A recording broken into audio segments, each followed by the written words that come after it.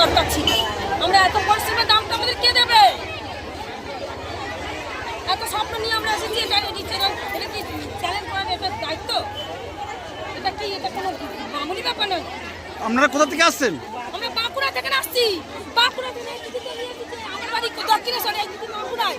আর দুদিন ওই দিদি সকালবেলা রাত্রি 10টায় নামলে ও চলে যাচ্ছে। তাহলে আমাদেরকে এত স্বপ্ন দিয়ে এই চিটিং মাছটাকে বন্ধ করে দিতে হতো। আমার জন্য আপনাদের কাছে এটা অনুরোধ করলাম। আমরা 4-5টা গাড়ি পাল্টে এসেছি। এটা কি মুম্বাইয়ে 4-5টা গাড়ি পাল্টে দক্ষিণেশ্বর, তারপর দক্ষিণেশ্বর থেকে হাওড়া থেকে তোমার 2টো ট্রেন পাল্টাতে হয়। দক্ষিণেশ্বর থেকে হাওড়া সে থেকে বাস পাল্টাতে হয়, অটো পাল্টাতে হয়, টোটো পাল্টাতে হয়। 4খানা গাড়ি পাল্টে এসেছি। কি 4 কথা? আপনারা এখন কি করতে চাইছেন? আমরা চাইছি আমাদেরকে একটা কুপন দিক, আমাদের টাইম দিক। আমরা সেটার জন্য আমরা অনুরোধ করছি, আমরা চলে যাব। আমরা কোনো আপত্তি করব না। আমাদের তো একটা আশা আছে, আমাদের তো একটা স্বপ্ন আছে। আমাদের আজকে কি চলে কি আমাদেরকে 10টার সময় রাখেন কি করে বন্ধ হয়? একটা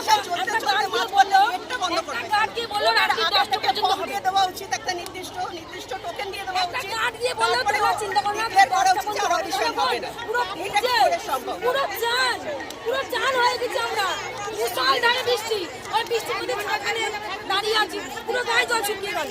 তাহলে আমাদেরকে বলতে পারতো। একটা গার্ড গিয়ে বললো রাত্রি 10টা পর্যন্ত। আমরা স্বপ্ন নিয়ে দাঁড়িয়ে আছি। তারপর দেখছি লাইন আর সরছে না।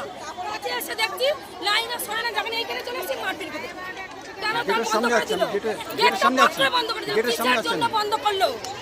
আমাদেরকে কুপনটা না দিয়ে বলতে পারতো, তাহলে আমাদের তো স্বপ্ন থাকতো না। কিসের জন্য করলো? এটা কি না? এটা যদি সত্যিকারের মহিলাদের হবে, তাহলে মহিলাদের অসম্মানে এতগুলো মহিলা, 5,000 মহিলাদের অসম্মান করতে পারেন।